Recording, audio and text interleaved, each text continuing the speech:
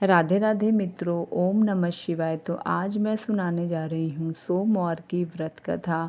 सोमवार का जो लोग भी व्रत करते हैं उन्हें व्रत कथा अवश्य सुननी चाहिए। व्रत कथा को सुनने से या पढ़ने से व्रत का पूरा फल प्राप्त होता है और सारी मनोकामनाएं पूरी होती हैं। तो चलिए सुनते हैं सोमवार की व्रत कथा। एक समय की बात है, किसी नगर में एक साहूकार रहता था। उसके घर में धन्य धान्य की कोई कमी नहीं थी, लेकिन उसकी कोई संतान नहीं थी। इस कारण वह बहुत दुखी रहता था। पुत्र की प्राप्ति के लिए वह प्रत्येक सोमवार को व्रत रखता था और पूरी श्रद्धा के साथ शिव मंदिर में जाकर भगवान शिव और माँ पार्वती की पूजा करता था। उसकी भक्ति को देखकर एक दिन माँ पार्वती प्रसन्न हो गई और भगवान शिव से उस साहूकार की मनोकामना पूर्ण करने का आग्रह किया। पार्वती जी की इच्छा सुनकर भगवान शिव ने कहा कि हे पार्वती, इस संसार में हर प्राणी को उसके कर्मों का फल मिलता है और जिसके भाग्य में जो लिखा होता है, जो भोगना होता है, उसे वो भोगना ही पड़ता है। लेकिन पार्वती जी ने साहूकार की भक्ति का मान रखने के लिए, उसकी इच्छा पूर्ण करने के लिए भगवान शिव से कहा। माता पार्वती के बार बार कहने पर भगवान शिव जी ने साहूकार को पुत्र प्राप्ति का वरदान तो दिया, लेकिन साथ ही ये भी कहा कि उसके बालक की आयु केवल 12 वर्ष होगी। माता पार्वती और भगवान शिव की बातचीत को साहूकार सुन रहा था। उसे ना तो इस बात की खुशी थी और ना ही दुख। वह पहले की भांति शिव जी की पूजा करता रहा। कुछ समय के बाद साहूकार के घर एक पुत्र का जन्म हुआ। जब वह बालक 11 वर्ष का हुआ तो उसे पढ़ने के लिए काशी भेज दिया गया। साहूकार को पुत्र के मामा को बुलाकर उसे बहुत सारा धन दिया और कहा कि तुम इस बालक को काशी विद्या प्राप्ति के लिए ले जाओ और मार्ग में यज्ञ कराना। जहाँ भी यज्ञ कराओ वहाँ ब्राह्मणों को भोजन कराते और दक्षिणा देते हुए जाना। दोनों मामा भांजे इसी तरह यज्ञ कराते और ब्राह्मणों को दान दक्षिणा देते काशी की ओर चल पड़े।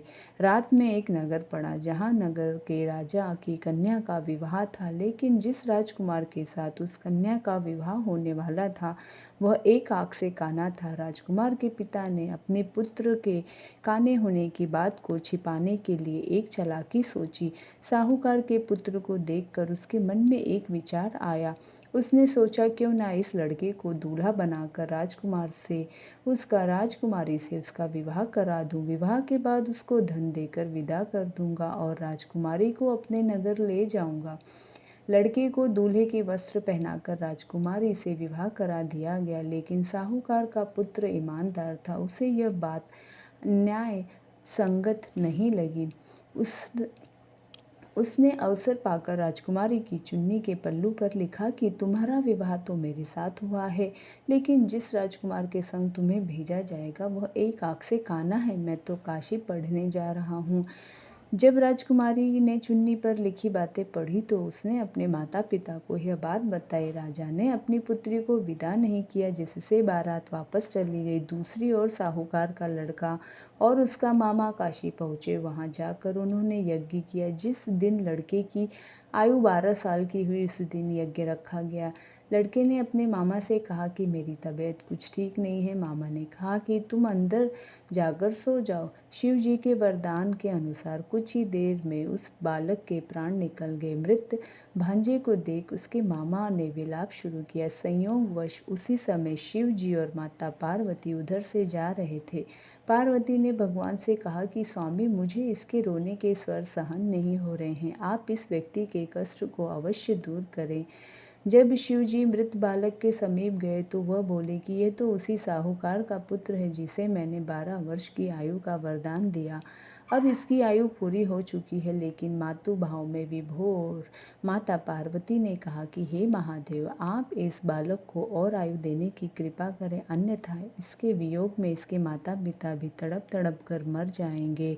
माता पार्वती ने आग्रह पर भगवान शिव ने उस लड़के को जीवित होने का वरदान दिया। शिव जी की कृपा से वह लड़का जीवित हो गया। शिक्षा प्राप्त करके लड़का मामा के साथ अपने नगर की ओर चल दिया। दोनों चलते हुए उसी नगरी में पहुंचे जहां उसका विवाह हुआ था। उस नगर में भी उन्होंने यज्ञ का आयोजन किया। उस लड़के ने ससुर उस लड़के के ससुर ने उसे पहचान लिया और महल में ले जाकर उसकी खातिरदारी की और अपनी पुत्री को विदा किया। इधर साहूकार और उसकी पत्नी भूखे प्यासे रहकर बेटे की प्रतीक्षा कर रहे थे। उन्होंने प्रण कर रखा था कि यदि उन्हें अपने बेटे की मृत्यु का समाचार मिला तो वह भी प्राण त्याग देंगे, परंतु अपने बेटे के जीवित होने का समाचार पाकर वह बेहद प्रसन्न हुए। उसी रात भगवान शिव ने व्यापारी के स्वप्न में आकर कहा, हे श्रेष्ठी, मैंने तेरे सोमवार के व्रत और व्रत कथा सुनने से प्रसन्न होकर तेरे पुत्र को लंबी आयु प्रदान की है। इसी प्रकार जो कोई सोमवार का व्रत रखता है या कथा सुनता है और पढ़ता है, उसके सभी दुख दूर होते हैं और समस्त मनोकामनाएं पूरी होती है। ओम नमः शिवाय। राधे राधे।